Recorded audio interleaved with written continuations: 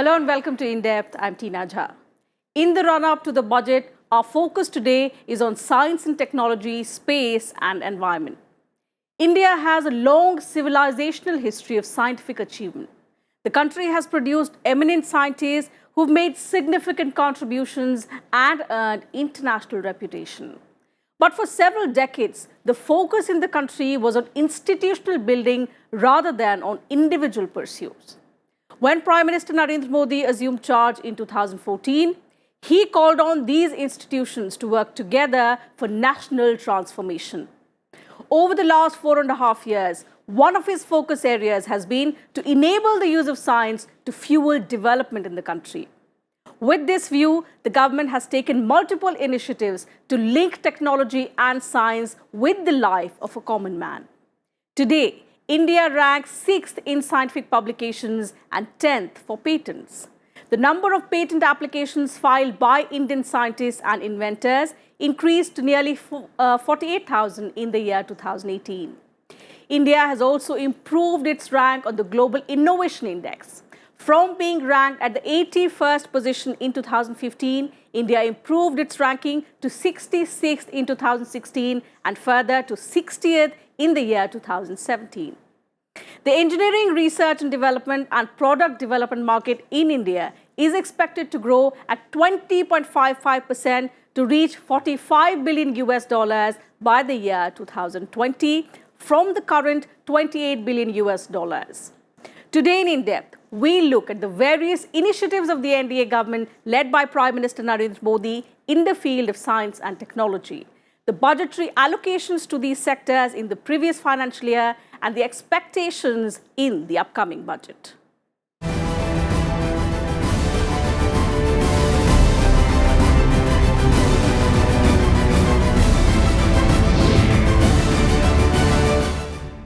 Considerable investment and development has been made in sectors such as agriculture, healthcare, space research and nuclear power through scientific research under the current NDA government. Here's a detailed report on the Modi government's push to the space and environment sectors in the country.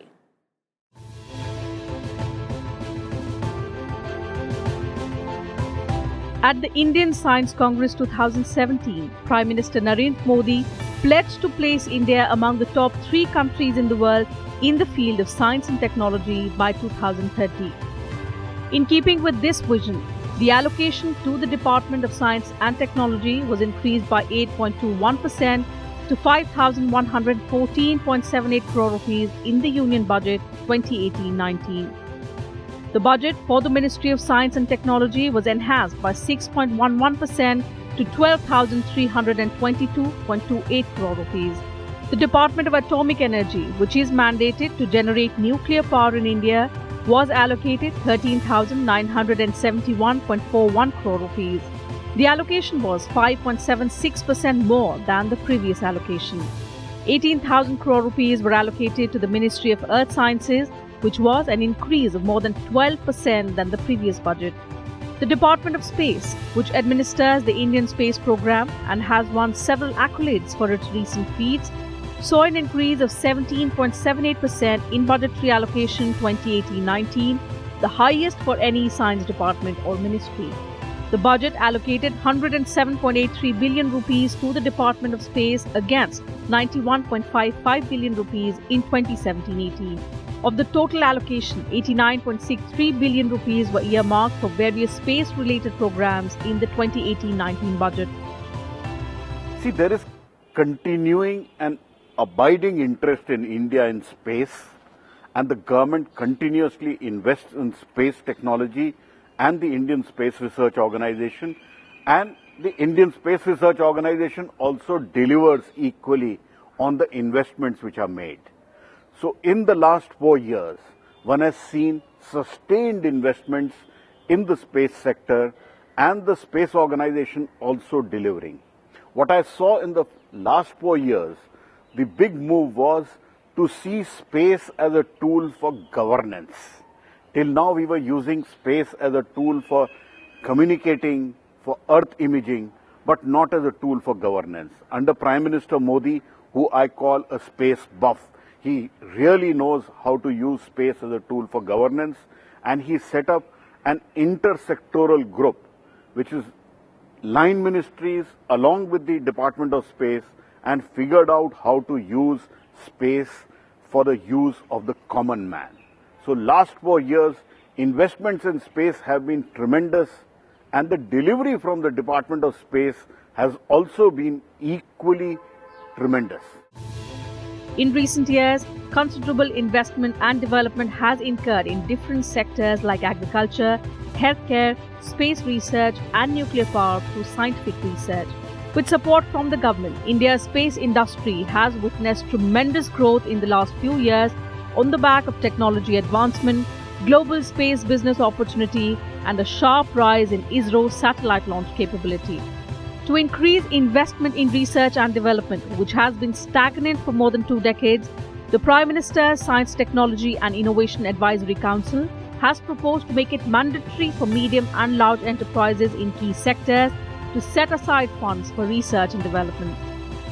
As per the government records, the number of Indian scientists coming back to India to pursue research opportunities has increased from 243 in 2007 to 2012 to 649 between 2012 and 2017. Some of the other initiatives undertaken by the government for the development of science and technology in the country include cabinet approval for implementation of Prime Minister Research Fellow Scheme. The scheme will promote the mission of development through innovation at a total cost of 1,650 crore rupees for a period of 7 years beginning 2018-19. In February 2018, the government announced a grant of 1,000 crore rupees for the second phase of Impacting Research, Innovation and Technology, a fund created by the Department of Science and Technology and the Ministry of Human Resource and Development. In July 2018, the Atal Innovation Mission, along with MyGov, launched the Innovate India platform. It aims to provide a common point for all the innovation happening across the country. Further, the government also granted Atal Innovation Mission with $24.84 million to boost academicians, entrepreneurs and researchers to work towards innovation. Assessment is that many initiatives have been taken for cleaning up the environment, air pollution, on river waters. The one thing which I think has perhaps been most useful in the longer term context is the very ambitious program on renewable energy, which has been put in place. That is a truly ambitious program, and in fact a big component of what we are supposed to deliver under the Climate Change Agreement of Paris. And on that, things are happening. We are certainly seeing an acceleration in the installation of solar and wind power. And there are also, the cost has come down dramatically in the past 4 years of the power from solar and wind stations. So that's a very positive feature, which I think is something which we can be reasonably happy about, though much more, of course, has to be done because we have these rather ambitious goals that have been set by the government. So there are some signs of genuine progress, like in renewable energy. Some areas where initiatives have been taken, but the progress is still to be seen. So that's the broad assessment. And what I would like to see in a budget exercise is not just money, not just I'm spending so much more, because as I said, environment is something which action has to be taken very much at a local level, but more policies. For instance, cleaning up on renewable energy issues, on how tariffs, etc., affect people. So I would argue that what I would expect to see from the budget is not just money, but policies which will encourage the use of environmentally sound products and technologies. In 2018-19, the solar sector bagged 54% of 3,762 crore rupees earmarked for green energy. Solar power was allocated 2,045 crore rupees for the development of solar PV projects on canal bank, canal tops, greening of islands, development of solar parks and ultra mega solar power projects, defense solar and rooftop solar schemes. Industry experts in the solar energy sector hope This year's budget will pave the way for achieving the ambitious solar targets agreed upon in the Paris Agreement.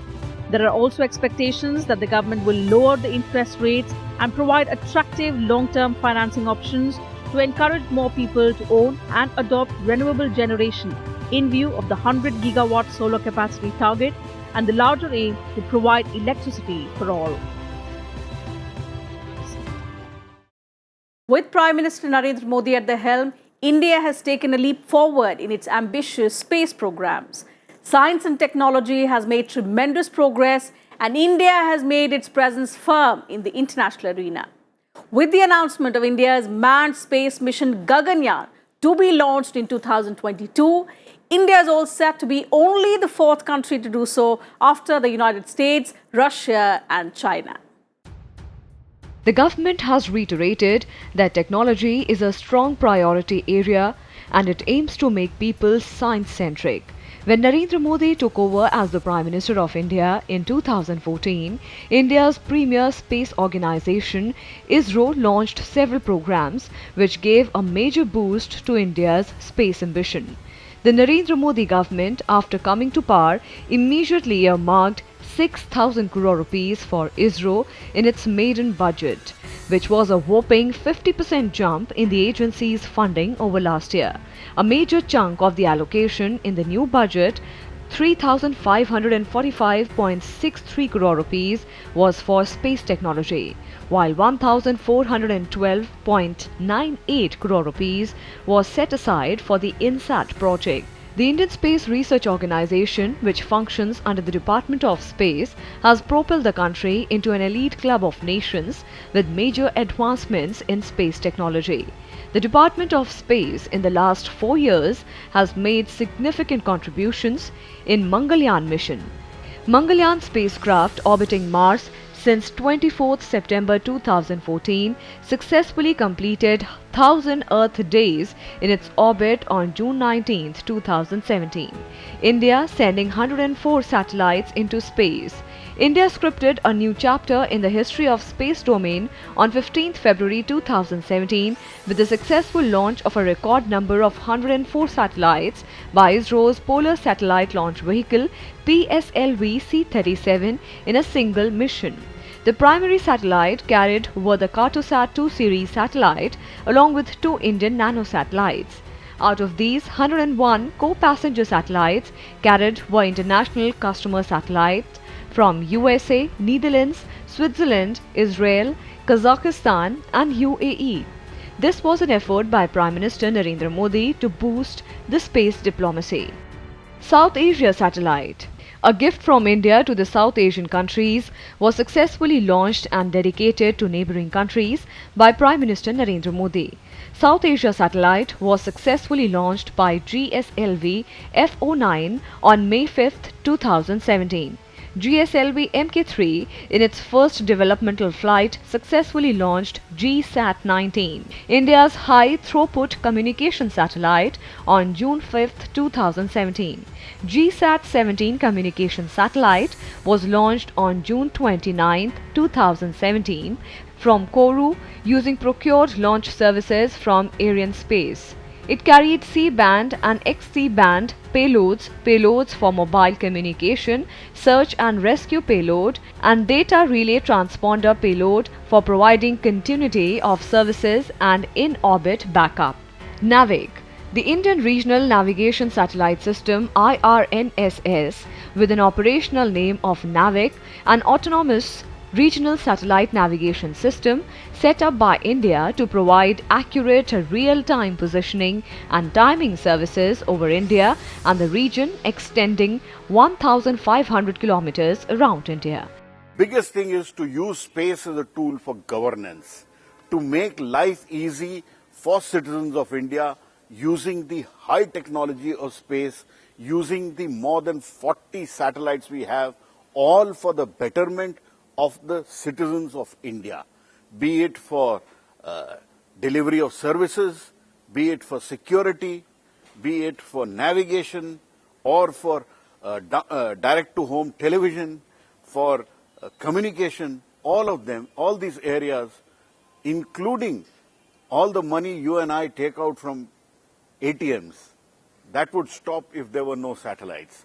So space has now reached everybody's daily life it is touching. More than that, the 2000 rupee note has Mangalyaan behind it.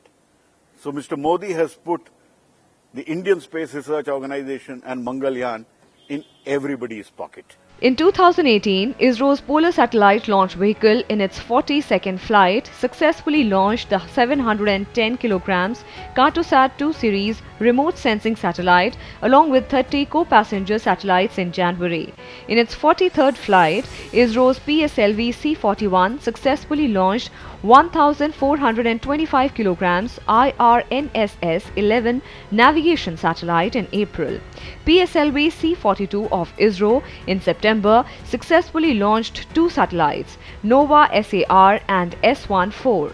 India's GSAT-29 communication satellite was successfully launched by the second developmental flight of Geosynchronous Satellite Launch Vehicle Mark III in November. In November, PSLV-C43 launched 31 satellites. GSLV-F11 successfully launched GSAT-7A, ISRO's 39th communication satellite, in December from the second launch pad. ISRO scientists broke into cheer as the satellite was injected into orbit. The Union Cabinet in December last year approved a budget of 10,000 crore rupees for an indigenous human spacelift program, Gaganyaan. It will carry 3 Indian astronauts to space for 7 days by 2022 at the estimated cost.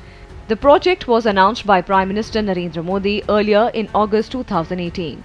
If successful, India would be the fourth nation to achieve the feat after the US, Russia and China. The mission would be launched using ISRO's own capabilities. According to the ISRO chief, K. Sivan, the Gaganyaan mission would create 15,000 new employment opportunities, 13,000 of them in private industry, and the space organization would need an additional manpower of 900. ISRO will launch Chandrayaan-2 this year, which will land a rover on the moon. The Science and Technology Department has also made tremendous achievements in the last 4 years. The first national state-of-the-art CGMP facility for production of herbal preparations was established in IISER-IIIM. DBT launched the DBT Builder Scheme to boost advanced education and promotion of interdisciplinary research and technology development. The CSIR launched 30 skill or training programs in the area of leather processing, paints and coatings, electroplating and metal finishing, industrial maintenance engineering, bioinformatics, mechatronics, glass beaded jewelry, etc. Various fellowships or schemes were awarded or sanctioned during the last 4 years. Prime Minister Modi's sincere efforts in bringing India at par with the international standards is propelling India in the field of space, science and technology. Bureau Report, Rajya Sabha TV. Climate change is a direct consequence of human interference with the natural environment. The NDA government has adopted several commendable measures to control pollution. In our next report, we take you through a list of initiatives brought by the Narendra Modi-led NDA government to save the environment.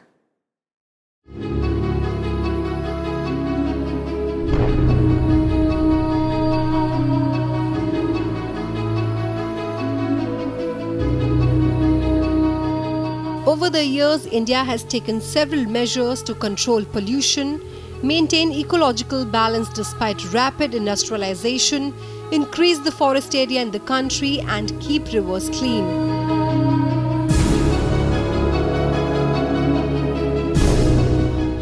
However, after coming to power in 2014, Modi-led NDA government took several initiatives related to environment and climate change. Out of all the steps taken by the Narendra Modi government, a few stood out as being highly eco-friendly and compelling. One of the biggest initiatives by the Modi government in environment protection was the formation of International Solar Alliance. ISA is an alliance of more than 121 countries, most of them being sunshine countries. The primary objective of the alliance is to work for efficient exploitation of solar energy to reduce dependence on fossil fuels. ISA is headquartered in India.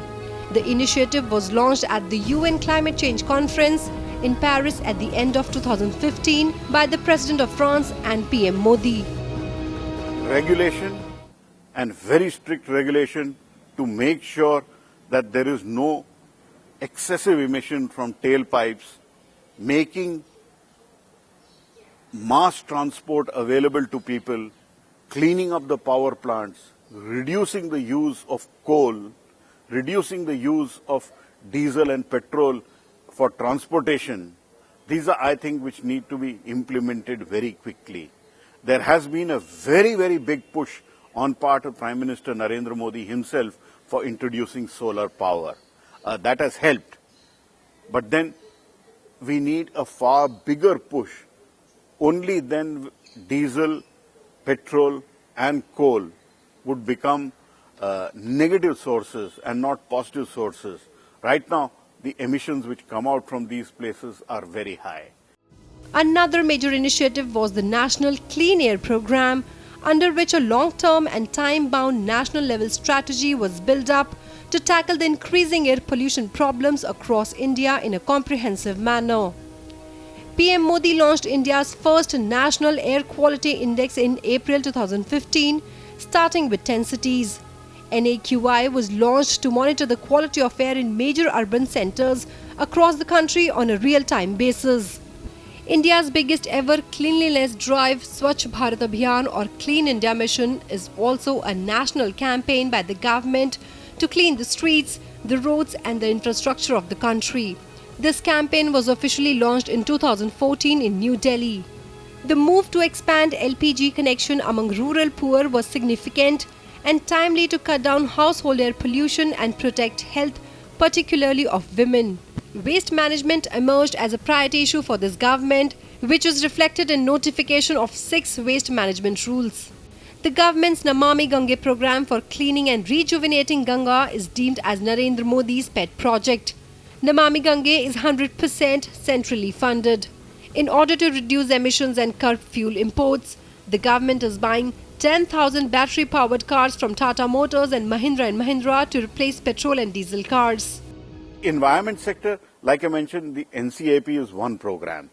The Ganga cleaning program is another big effort where the government made an effort but has not been able to make a big dent.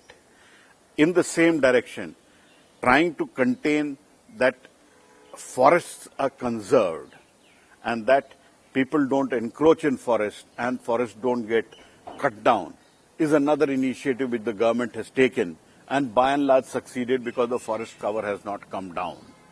On the same lines, you need a bigger effort for cleaner water, cleaner air, and one big initiative in environment which the government made was for reducing the use of single-use plastics.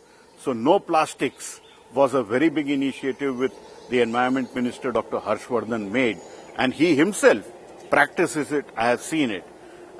But for it to percolate down to people and plastics not be used in single-use form, I think would take a little time. But at least from the government, an effort was made that single-use plastics be banned.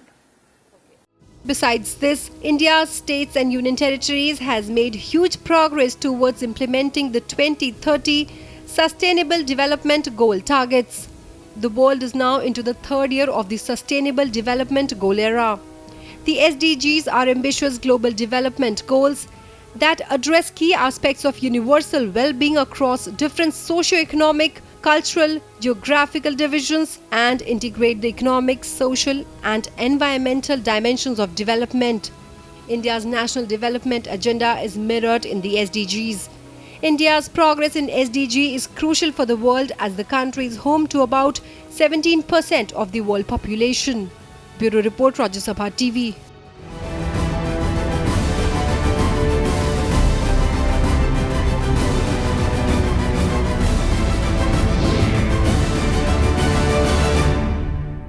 So that's it from us in today's edition of In Depth. We'll be back same time next week with a focus on some other important subject. You can also watch our episodes online on YouTube and Twitter and get back to us with your feedback as well as suggestions. Thanks very much for your time.